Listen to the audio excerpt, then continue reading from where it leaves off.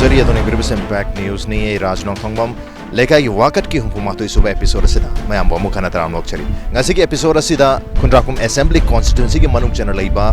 Sagolmang hari ba mafum masigi miyamna karam bawa ba kudung chada ba mayuk na river habasi ngasi ki episode sida kang minarasi. So welcome to yet another episode of Leikai Wakat presented by Impact News. Tada batahoro udo bohor.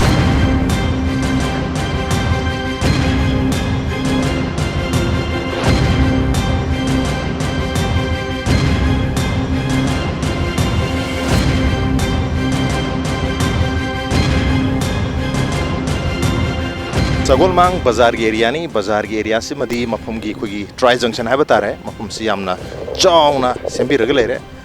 lambi da port hole macha khara lei bana tana fa area se madi yam lingthi jana phajana le ri yam makam kham to biri ke anwari thok yam pm ne ko ti park na sira thaban chong mali la to ba komai aro pura pyar hai adi gai nu ni sat ko pata ju problem laitre me ai sida lami park lam ni na sagot pagi thabak ai ho lam pa ko malai tabjala se thaban chong so bulai lambi me da thaban chong ni kai no ne se center sa bai jare sida di kitang changchan ba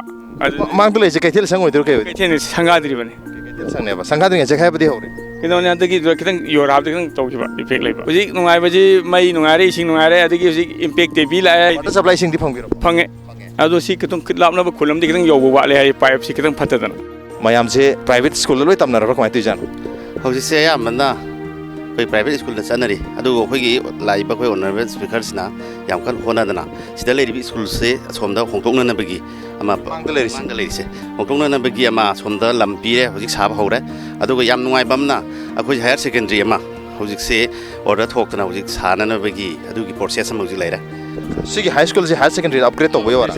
upgrade to ga da bani adu ga loina na mu de hospital na 100% khoi phamung cham lai ba adu hospital se hauji Saba Hobagi, Kanoda Gilere, fencing Loi Loira, Hoja Husida, police Salama Hangtwe, Siam Nuaira, Adegi, Maigi, Port Salama Uji, 30 Bigi, Ama Hangkukana, Chinda Silato, Aduma, later, the Loina, Uji, Lady Manga, Lady Lambisi, Masi Hoje, Messina Tannery process Loira, Jimmy Mas sit up, and over Tagada. My Jerry Tare, I Karani, Lamitum Marpa. Ising nungara, mai nungara, loi nungara da. Koi gile ka gram panchayat ki member hai tare ko. Koi loi nungara da award pam ta leite koi speaker se yam phabani na bauji Telecast ki award pam ta leite. Speaker yum je nang na le na nungara ka pai hajali. Era adu wa na te da mana thamoi se na thabak tum do. Adu ka tradish aur kane na hai. Na te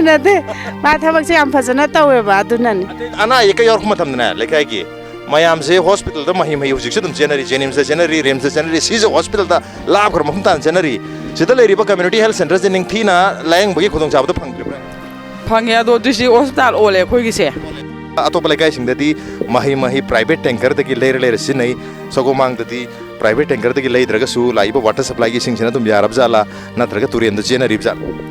hoi masi ko masi khana nei na je ado masi khoi gi Song aseng udai lakpiri ba song gi mai kai je karam ba sar ki no kari no khang mena tabni na koi na ju ko effective connection so so dum lebiro mani ko ki Leikai gi Wakat ani irai khuding lakbo program ni mase political party na sponsor to program na te ko di political party hair di laitum bhawo political party or maga di koi moi gi cycle wangang ka do minate ko di public ki site gi wang ka da mi ni public ki tamta pangtho program ni Leikai gi Wakat Leikai du lerba mi amna karam bawa ba khudong cha da ba andaga nuai ba legna kari nuai ba lerga habesu khangduk cha bai wani adu Leikai sigi wani ising jam nuai re hari si private tanker da gi le da su yara bra natana hojik so dum turienda na traga pukri da sana ribjala chakhola ba 2016 yor phawsi da 21st century si thang jabai ba hoi century di ko adum leigda ngak tre adum masidai da ko nungai bir ba sini de ising du yar bra sin ya bi da ji da ko hap ko da riba mongwan da happy ge do riba ko akoi ge leire da na ko to Leikai sigi oina lambi thong ising mai sing chieng chini mayam se chakhot paki mai kai da kyam yam na safaring khan bi Itu pas apa belai tiada sih hamu hai betul ni auto magic mesin be am dam ni na sat pada khar khudong jadi ba halak pa dagi chaki baje chaki ba pung hai ma ngai ngan na sat pa phangde dagi ngan na halak pa phangde go gan ngai ra le ri singa sai dagi kui re ba ai ngai dai je ngai da le ri ba thang na sana ising se water supply di pir ma ne ba ado ꯃꯗꯨ ꯏꯁꯤꯡꯁꯦ ꯑꯗꯨꯝ ꯀꯣꯟꯅꯕ ꯉꯝꯃꯕ꯭ꯔꯥ ꯂꯩꯅꯗ꯭ꯔꯕ꯭ꯔꯥ ꯄꯨꯈ꯭ꯔꯤꯗꯒ ꯅꯠꯇ꯭ꯔꯒ ꯇꯨꯔꯦꯟꯗ ꯂꯩ ꯑꯌꯥꯝꯕꯅ ꯂꯩꯗ ꯇꯨꯔꯦꯟꯁꯨ ꯂꯩꯀꯣ ꯑꯩꯈꯣꯏꯒꯤ ꯏꯔꯤꯜ ꯇꯨꯔꯦꯟꯁꯦ ꯏꯁꯤꯡ ꯆꯥꯅꯔꯤꯅꯦꯕ ꯑꯗꯣ ꯋꯥꯇꯔ ꯁꯄ꯭ꯂꯥꯏꯁꯦ ꯅꯣꯡꯃꯒꯤ ꯑꯣꯏꯅ ꯂꯥꯛꯇꯦꯕ ꯍꯞꯇꯥꯒꯤꯒꯨꯝꯕ ꯑꯣꯏꯅ ꯍꯨꯝꯅꯤꯒꯨꯝꯕ ꯑꯣꯏꯅ ꯁꯨꯃꯥꯏꯅ ꯂꯥꯛꯄꯅꯤꯅ ꯑꯌꯥꯝꯕꯅ ꯂꯩꯌꯦꯕ ꯏꯁꯤꯡꯁꯦ ꯂꯩꯀꯥꯏꯒꯤ ꯋꯥꯀꯠ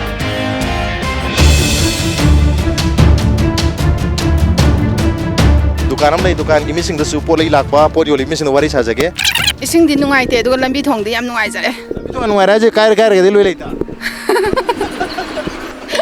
पाक बखतने पाक पजु बुदे जो है येंग याम पाय याम फजरेन दिखलेगो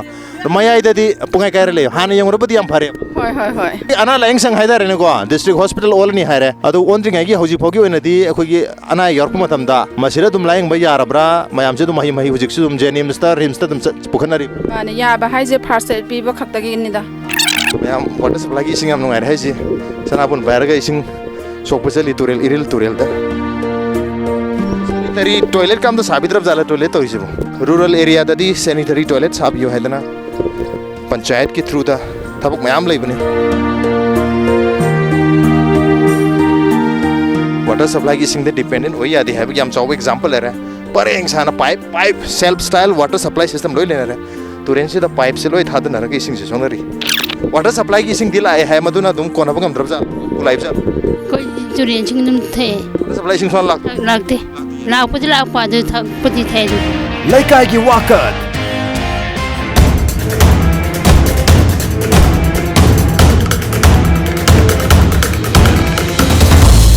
लेकाई से कम पाली सगुमांग से पालई ले दुनी मथंग मथंग सुमी जंग मतम दे सिंग से चांग नाइना लाक्तबदगी मयाम से मही मही तुरेल दे पाइप थादनरगा चिंगखतपा नत्रगा सो सिनबि फिल्म तौरी मान तुलुना दम चे खनादागा दम सिना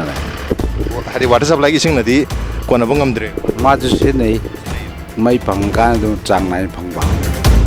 करीब कोई की मतम की ओइबा तब इंगांग सिंग ओनादना दम कोई नुआइना लेरि हाइतारे लौ सिंगु दे सिंग खितंग नातै चादबा खोतबा नोंग चुरकान कोई हुजिक नाला लेते करोमदा चेंदोइनो खंद्रि दम याउद्रा अदम फुंगतबा खोगतबा दुदि अदम याउरे हाइतारे खोइ साइ लासिमदि मथक तादों माले केनो दे युम जु क्रिक इना सागलामिना मतम मदि हांग हांग लेरमबै वानी हौजिकते क्रिक इना रे खोंगमान जु लेबनते adana masi nong churakan ising je semhom leitabagi khudong jadabti mai unam dom si adugi keno mate adum leire khoita ising se thana jana ising se water supply ising jin thina lakri hai bani adu ningthina pipi de water supply gi aw akoi tha amuka lekan amuka tharakpa adu amuk tharakpa duna de kari dauni ha tharakan de lainang wata chele koling oina sok angai tharu da tharu da bagi matung da amuk thare ma adum tawna adum koju muju da lai hai tare koi Ông lấy cái số Sagolmang chỉ cầm pali cái. Sagolmang thì nuai đi hay ta này. Cái nuai đi cái. Này mấy đi nuai đấy, xin đi nuai thế. Cái community health center lấy xe. Mà si ana lain betul khudong cawan yang thina phang abak mai tori. Khudong cawan phang đi hay ta. Malam ni cái nói là extra lấy thế. Lấy đi lấy cái tàu đi đâu vậy? Aku ceda hana lambi thong ji suara torom de. Ahong bayam lere. Kungang kudingi community hall gumba, digi lambi pak thok sau thok pa, digi hana leiruk langgong ja koi na. Punsida koila thagani khalam daba mayam amsu mana akhoi loina thabi na khopi na tawba aduna hong bisi adugumagi di yamna leire water supply si akhoi sida tawri di maming dagi oiba gi phibam oina tawre aya mana ising je hojikti leir ga sinaba ai samaksu leira dum sinai aduna smai sum tawni ising si hojikti mobile phone da tawre ga horen thaba ya gadro hana smai sum tawna ga ko adumain tawi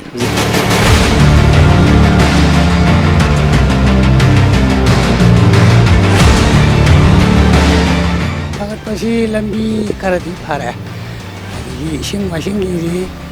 hane hana dum hom dum more supply le ga sing lakri lakti la ye du hapta am da amu kuma angal wadi sima songom jabi se masuma like singai tamdra school leitre re tolop te dum lawri tai potai te dum lawri tai adu hanta polio pita kudi lai moi wal di waja sing do adu ga thau ti phelo Gari se sang naik tu berapa tu ke? Naik deh. Si gari se sampai apa? Ya, saya cek lagi. Lekai se salam dah sih gari tu wiring kan? Lebih nungai deh. Okay, sampai gari le.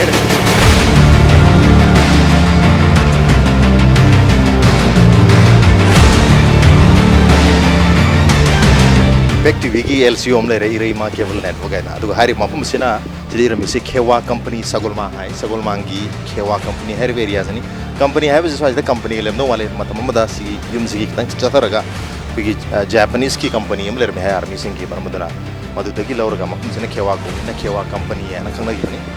Khewa company Sagolmang ki area sida kui mi khare lere ima amzilere pawung amzilere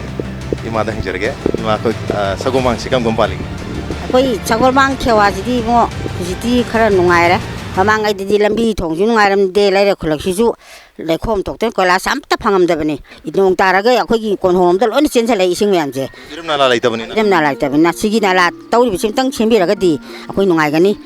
Leikai si mo akhoi mamang le MLA ke am ho khre adu bo ju jik lai riba MLA sina development gi lam da di yam no khumang jauk sna tawre hai badi lai re adu bo ꯑꯩꯈꯣꯏ ꯄ꯭ꯔꯖꯥꯒꯤ ꯑꯋꯥꯠꯄ ꯑꯄꯥꯝꯕ ꯈꯔ ꯃꯈꯩꯗꯤ ꯑꯗꯨꯃꯛ ꯋꯥꯠꯂꯤ ꯍꯥꯏꯕ ꯇꯥꯏ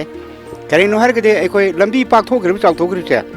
ꯃꯁꯤꯒꯤ ꯃꯔꯝꯗ ꯑꯩꯈꯣꯏ ꯀꯝꯄꯦꯟꯁꯦꯁꯟ ꯍꯧꯖꯤꯛ ꯐꯥꯎꯕ ꯐꯪꯗꯕ ꯆꯍꯤ 2 ꯍꯦꯜꯂꯛꯑꯦ ꯆꯍꯤ 2 ꯃꯃꯥꯡꯗ ꯂꯝꯕꯤ ꯄꯥꯛꯊꯣꯛꯈꯤꯕꯅꯦꯕ ꯑꯗꯨꯅ ꯑꯩꯒꯤꯁꯤ ꯄꯇꯥꯂꯦꯟꯗ 15 ꯐꯤꯠꯁꯤ ꯌꯥꯎꯔꯤꯌꯦꯕ ꯀꯔꯤꯝ ꯐꯪꯗ꯭ꯔꯦꯕ ꯂꯨꯄꯥ ꯑꯃꯐꯥꯎ ꯐꯪꯗ꯭ꯔꯦꯕ ꯑꯗꯨꯅ ꯑꯁꯤꯒꯨꯝꯕꯁꯤ ꯐꯪꯍꯟꯅꯤꯡꯉꯤ ꯂꯣꯏꯅꯅ ꯏꯁꯤꯡ ꯍꯥꯏꯕꯁꯤ ꯑꯩꯈꯣꯏ ꯇꯣꯇꯤ ꯐꯪꯉꯝꯃꯦ ꯍꯥꯟꯅ ꯑꯗꯣ ꯍꯧꯖꯤꯛꯇꯤ ꯇꯣꯇꯤ ꯏꯁꯤꯡ ꯍꯥꯏꯕꯗꯣ ꯗ꯭ꯔꯣꯞ ꯑꯃꯐꯥꯎꯕ ꯑꯩꯈꯣꯏ ꯐꯪꯗ꯭ꯔꯦ ꯍꯧꯖꯤꯛ ꯐꯥꯎꯕꯗꯤ se water supply di lai mane ado piba ngamdri se kari odi jan Masih bira tawraga adum semne ga semdre adum kantau lai mogi water supply duga sanitation committee leitro lai ising mudi songwang bajar di tabo ko do koi sorom da di okay Sagolmang kaithel bajar laisa sabudi dum tari ta som da awang lom da hak bangam da bai tari awang lom saru khewa company ro kodri ising dot langam ising so ol tre maming da ngare pipe ka di dum phungi ba phumi ji sum lai pipe ka di lai ri ising lakta ba ising lakta ai tu aji tuti ko jiru sile tu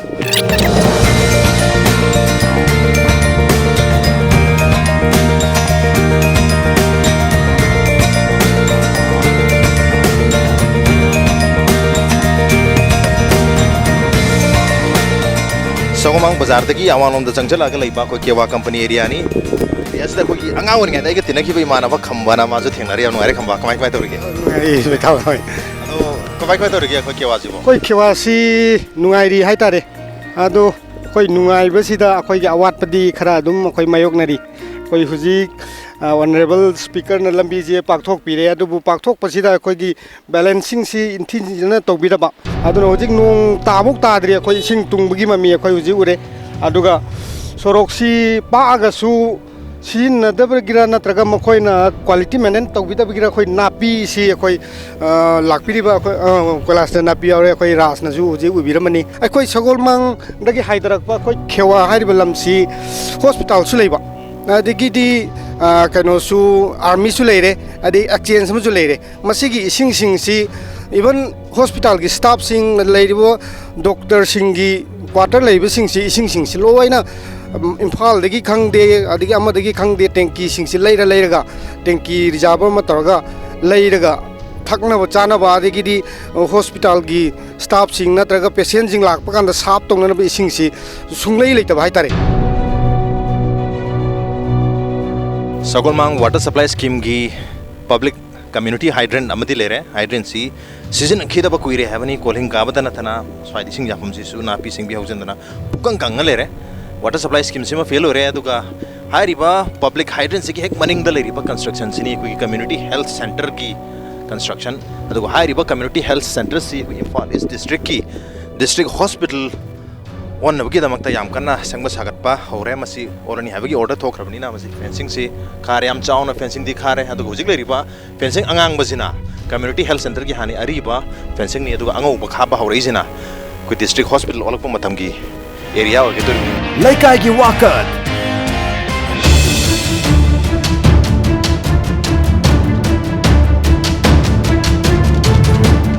Sagolmang community health center ki heng mang leriba ku Khewa company gi ku auto parking magic parking ni adana amtang khoi kunda hom kendra ji ju mayam ga manana ba khoi machine na kaina thadana lamdam ju chakhwana honna bada chauba mateng torkani haib je khoi gi kungan gi lakni haib gi thajaba thami adu aduna ta Leikai gi oina ko Leikai ma samu rubni na Leikai si kari kari di safare na daga kari kari di safanning habi wakalebi Leikai sigi khoi gi MLA na jik to hninga crisis hoina ngarang mak chu khoi gi palo haiba thong du da gari tasan na pekman gi da thong ji da mi tasale ꯃꯌꯥꯝꯗ U ꯊꯛꯄꯤꯌꯣ ꯃꯁꯤ ꯂꯝꯕꯤꯒ ꯊꯣꯡꯁꯤꯒ ꯆꯥꯟꯅꯗꯅ ꯑꯩꯈꯣꯏ ꯉꯔꯥꯡꯃꯛꯇ ꯊꯣꯡꯁꯦ ꯊꯨꯒꯥꯏꯁꯦꯅ ꯍꯥꯏꯅꯕꯅꯤ ꯑꯗꯣ ꯈꯨꯟꯒꯤ ꯋꯥꯔꯦꯞ ꯑꯃ ꯂꯧꯔꯒ ꯊꯨꯒꯥꯏꯔꯛꯄꯒꯤ ꯀꯩꯅꯣꯁꯨ ꯂꯩ ꯃꯁꯤ ꯂꯝꯕꯤꯅ ꯄꯥꯛꯊꯣꯛꯑꯒ ꯀꯩꯅꯣꯅ ꯊꯣꯡꯅ ꯄꯤꯛꯄ ꯃꯁꯨꯝꯕ ꯀꯩꯅꯣꯁꯤꯃ MLAꯒꯤ ꯁꯥꯏꯠꯇꯒꯤ ꯁꯦꯝꯍꯟꯅꯤꯡꯉꯤ ꯍꯧꯖꯤꯛꯐꯥꯎꯒꯤ ꯑꯣꯏꯅꯗꯤ ꯐꯥꯔꯃꯥꯁꯤ ꯑꯅꯤꯈꯛꯇꯪ ꯂꯩꯔꯦꯀꯣ ꯗꯨꯀꯥꯟꯁꯦ ꯑꯗꯣ ꯗꯤꯁꯇ꯭ꯔꯤꯛ ꯍꯣꯁꯄꯤꯇꯥꯜꯒ ꯑꯣꯜꯂꯛ ꯇꯥꯔꯒꯗꯤ ꯐꯥꯔꯃꯥꯁꯤꯁꯨ ꯍꯦꯟꯅ ꯃꯁꯤꯡ ꯌꯥꯝꯍꯟꯕ ꯃꯊꯧ ꯇꯥꯒꯅꯤ ꯈꯟꯖꯩ ꯑꯗꯣ ꯍꯧꯖꯤꯛꯐꯥꯎꯒꯤ ꯑꯣꯏꯅꯁꯨ ꯂꯩꯔꯤꯕ कंडीशन से हॉस्पिटल हाई फार्मासी अनी लेबसे यारेन खनबीब्रा खर हेन लेहनिंगबा फाउबीब्रा करी हाबी पोल योंबिरिबनिना यामनदि लेहनिंगदों डिमांड अदु कइनोनि अखोइदि फार्मासी मसिंग याम हाइबसे अखोइदि कस्टमर मसिंग हेलकनी अखोइदि सिटबे हेलकनी मसिंगदि यामिगे अखोइदि हेनो सिटबे हेलकनी हाइना गी थाजबा आई मोड अमखक थमजै डिस्ट्रिक्ट हॉस्पिटल अमा लाकपसे अखोइ सै लमदमजी गी हाइतरा वांगबाइगे जी ओइना मंग अमा अखोइ मंगबसे अंतंग मंग फाउंगना पामजैबा होइजे हुजिसे अवांग माइगे गी ओइना इम्फाल ईस्ट डिस्ट्रिक्ट की हाइरिबा डिस्ट्रिक्ट हॉस्पिटल से मफम से लाक्तारगदी इम्फाल ईस्ट डिस्ट्रिक्ट की मियामदा एन खुदोंग चाबा अना लायंगी पंगरी हाइबगी हरावमबदी हुजिक लेनारे अदुबो मसे करम मतमदा कम्युनिटी हेल्थ सेंटर तकी डिस्ट्रिक्ट हॉस्पिटल ओइना मफुंग फाना मफम सिदा सर्विस तव हरकतन हाइबदुदी याम चाबो क्वेश्चन मदमक ओइरी सगोलमांग कम्युनिटी हेल्थ सेंटर सी इंग्लिश संगनी 13 की दिसंबर की तारीख 13 तांग सिदगी चही मंगा की ममांगजेदा इम्फाल ईस्ट डिस्ट्रिक्ट की हॉस्पिटल ओंथोगनी हाइबगी उरे उयुंग तमखरे फाउंडेशन स्टोन सेमखरे चेमिस्टर की मिंग यावरे अदुगा लमदमसिगी कोई स्पीकर सो बिरिबा लेजिस्लेटिव असेंबली मणिपुर की स्पीकर ओरिबा अदुगा लमदमसिगी न एमएलए ओरिबा एमएलए की मिंग सु यावरे लोइनम यावरे मसी सेमगने हनो सही मंगा फारे तो हुजिबोगी ओइनदी वॉल अंगौ बखरा खाबनतना डिस्ट्रिक्ट हॉस्पिटल की सेमगो सागतपगी ममी ताद्री अदुगा हुजिक लेरबो कम्युनिटी हेल्थ सेंटर से याम अरिबा कंस्ट्रक्शन आतंग आइबनी लैकाई की वाकत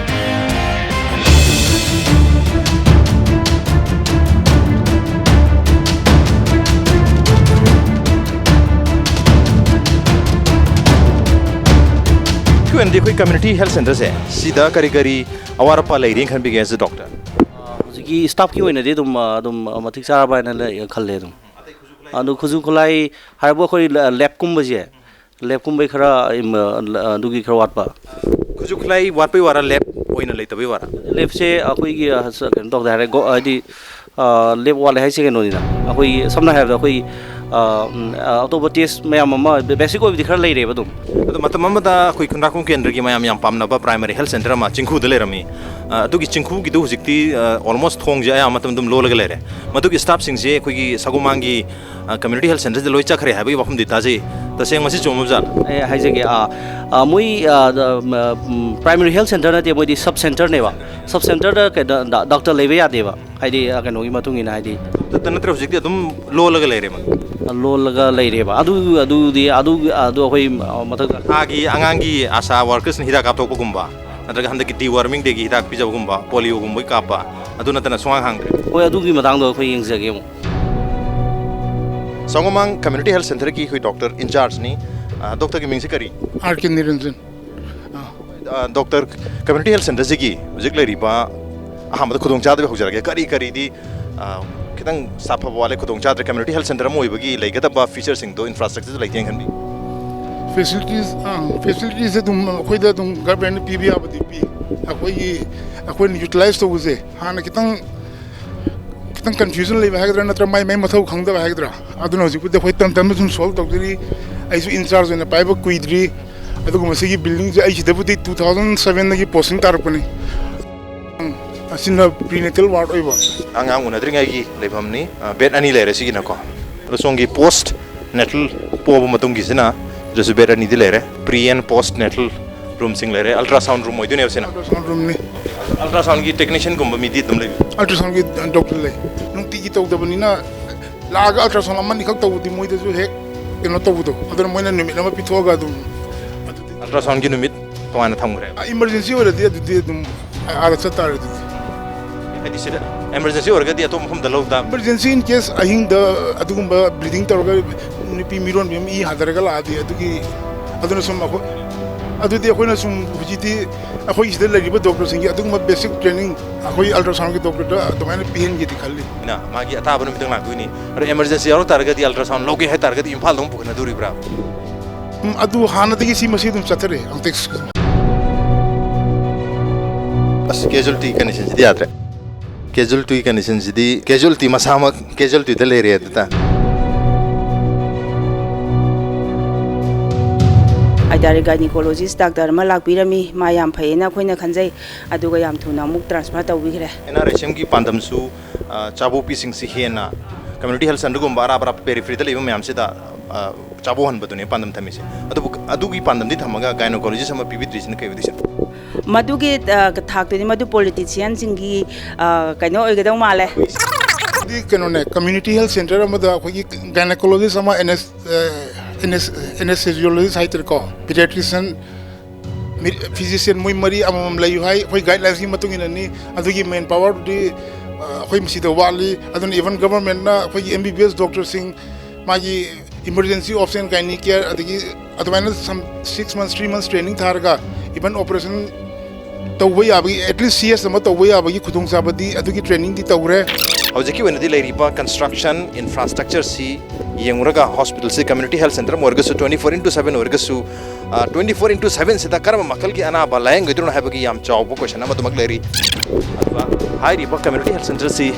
डिस्ट्रिक्ट हॉस्पिटल द ओलगन हाइदुन 2011 की दिसंबर की तारीख 3 उरे पुयंगसु तमखरबनी अदु ngasi फावबसिदा मोहम्मद सिदा डिस्ट्रिक्ट हॉस्पिटल की ओइबा खुदोंग चाबा मत फंगद्री ओनबगी ममिसु तात्री करम कांद ओलगदुन हाबगी याम चावो वहंग अमा पब्लिक नादमक हंगदुन लेके Leikai की Wakat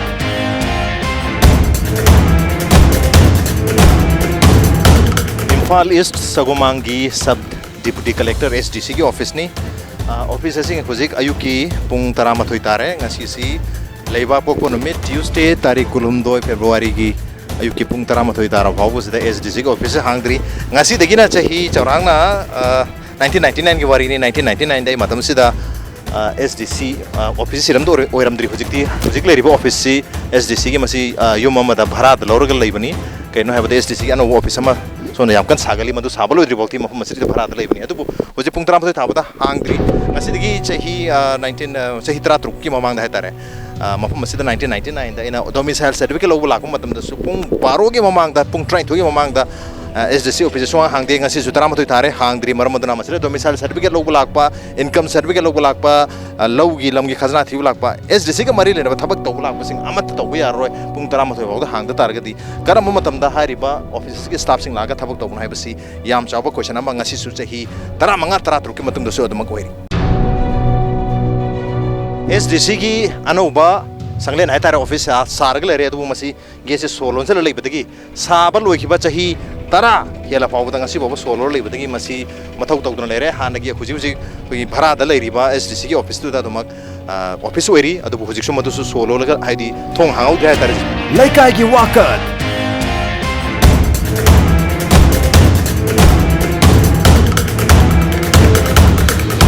थोंगी एरिया सी यरक मतमदा लंबी सी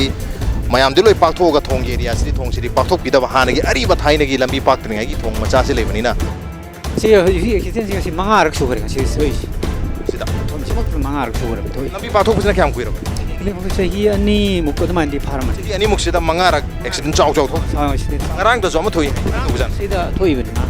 अखोइना हाइजनिंगी जी अखोइ सरकार की साइड जो निसे अखोइ लंबी पाकथोक बिरे लेकाई गोदि नुगाइरे अदि केन इमिलेन सेम्बि पोसी याम सिमेन नुगाइ खलेबा तौबुदु हाइबा थोंग जी पाकथोक दबन मरम ओइदुना अखोइदा अचौबा लेकाई की जु अदि लंबी सिदा चलिबा प्रजा खुदिम की जो गाड़ी कनो खुदोंग चादा मयाम थोएबा युमना बालो की लंबी थोंग लंबी की दी याम नुगाइरे हाइतारे अदुगा थोंग की ददी यामना अखोइ जी मनाक लेबा खोइदी ngak leitana awa sin nangneba hingon dagi point manga loksalega tawgiba thabak sidadi yam paeba lambi je hanadi thonggi kanu bawdaneba lairamise aduna hujiki yam aitare accident थोक्तनबा हाइदुना साखिबा पाथोनगिबा लंबिनी यम पाए मोर देन 60 फीट पाक पसी सो यौसला गांददी 10 फीट पुंथंग पाक पथो अम लेसलमदगी मयाम जे खंगौदतना ब्रेक पाबा नहोदबा हाइतारे ने ngara musi thokre ngara mu thokpasi moi gari di yam speed thorokpadi na tiena na khoina udi uhogde khoina adubu mayam naina bdegi e harga sirge tasan main haje e harga tarni khangna dum ta bai tare ko yam kam pan biri legai नुगाइजरे खै लेकाइ से न खे होइदि सेम्बि खै खुंगंग जे दुका थोंग खितंग खितंग नुगाइजदे बै याने अतैदि थोंग जे सेमरो के हाजाला थोंग दि semi सिन्याम फरी सेमनि दा हायदो कनो सेंक्शन लेतन तौनि दा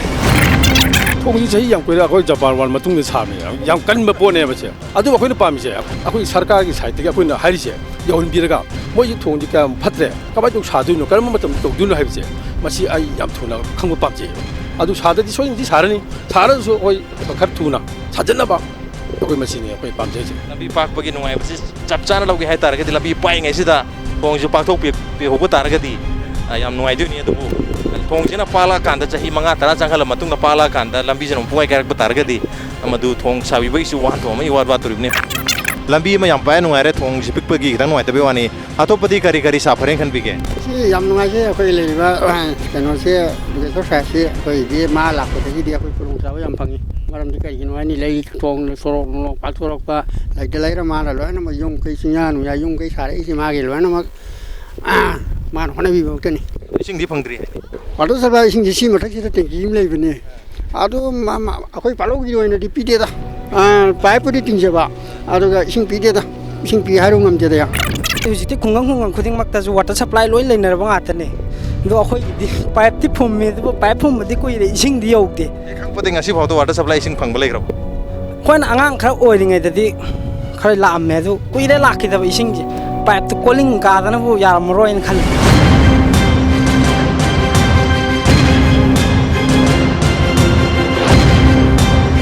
युमनाम पाटलो प्राइमरी स्कूल की संगलेन सी पोहो हो रहे मणिपुर की प्राइमरी स्कूल नत्रगा मणिपुर गवर्नमेंट हाई स्कूल की कंडीशन सिंग समाय लोय तवरे छात्र सोमत लेब नत्रे माइरोय लेत्रे ओजाजु लेतबसु यावरे मसिंग यामजु लेब नते अदुगा हंदक तै कुइ कुइदना की प्राइमरी स्कूल की ओजा सिंग यावरगा ओजा लिसिंग अनि मुक लौनी हैबगी कैबिनेट की वापम पोंदो के लेरे अदुगा लौरागा ओजा सिंग असि सुम अहो स्कूल सिदा थाजलगा करी तौगदम हैबगी याम जावो क्वेश्चन लरी अहो बरा थाजलक तारदी अहो बदम लिथो किदाबनी मरमदन ओजासु लेरोय महिरोय लेरोय लोय ले जखरनी महि तंबसी फ्री ताहरनी हैबनी मतममददी महि तंब एजुकेशन खतन मैम मथौ तारमिसि अदु हुजिक्ति 21st सेंचुरी सिददी एजुकेशन खतन नते कॉम्पिटिटिव एजुकेशन नि अदुगा कॉम्पिटिशन सिदा सरुग यानुगे दमक्ता थोरक लिबा स्कूल असि कॉम्पिटिशन सिदा सरुग याबदा मतिक चारिब्रा हैबगी याम सब क्वेश्चन अमनि स्कूल सिदा हुजिक महिरोय अहुम मरी ओय माले फमगा लेरि ओजासु अनि ले लाखो लाखत्रबने हजिसे आउ मंगा खतम गाइरिबा को ओजादी पुन्ना क्या लिबि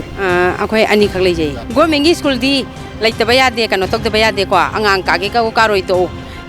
अदुगा रिसोर्स त महन बने न खनबि दब्रो छात्र काद्र बनिना लेद्रबनि होय अदुदी होय खाले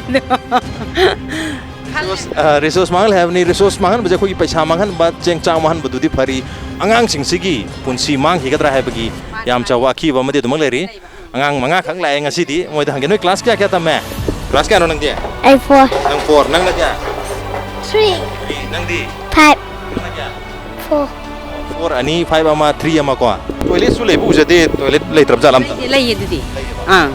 son side nate ason side ta makala da otrong horaba school की कंस्ट्रक्शन अमा ले रहे ओके सिगी मनिंग द टॉयलेट अमदी साबीरे टॉयलेट से वो इसिंग दी फाइद इसिंग हम तांगे हाय पुखी दी ओने कल लेवा पुखी दगी ओने खोने सिन नकपनी ने बको पुखी दगी ना माइन कना तोरो सिनरबा अदुगा असिगी टेंकी सु गवर्नमेंट की दी ए टेंकी दा दु सावैना साबगानी अदुसु ठिकादारना फजन साबिद्रमनीना लैबदो असन साइड लै कायरे याद्रे सिनबा याद्रे बदुदी कंस्ट्रक्शन याद्रे और ले बजावरे किंधरग ले बजावरे महिरोय मसिंग यामद्रे मंगा खतंग आयवरे ओजासु अनि खतंग आयवरे यामना नुंगनांग सिचुएशन दनी हुजिक जुनाम पालोगी प्राइमरी स्कूल की कंडीशन एंड प्रोबेबली मसि जुनाम पालोगी प्राइमरी स्कूल खतंग युवानते मणिपुर लेरिबा अयाम प्राइमरी स्कूल नत्रगा गवर्नमेंट की हाई स्कूल सिंगदा कंडीशन असिमक नत्रगा सिदगी हेना साथीबो मोंगदनी लेरिबसि मसिनि ngasi लेखाय वाका की थरम ngasi एडिशन से करम तोबि बगे नत्रगा अदोमसु अदोम लेखाय सु लेखाय वाकर हारिबा थरम से सरगु आबिन बतारगदी खुद मेल थाबिर पियागनी कोई मेल आईडी impactvnews@gmail.com नत्रगा कोई फेसबुक पेज www.facebook.com/impactvmanipur दा जॉइन तौबिरगा कमेंट अमदि फीडबैक थाबिर पियागनी ngasi गनदि लेखाय वाकर की थरम से मतंग स्वात लेशन जरगे मतंगी चेउलदा अनोबा एपिसोड अमगलवरना अनोबा लेखाय अम पुदनाक चगे till then keep watching Impact News keep watching लेखाय वाकत ता दबता होरो उदबो होरो लेखाय जिकम कम पाली के केवा कंपनी अरुम नुंगाइ रे kai इदरु नुंगाइ जे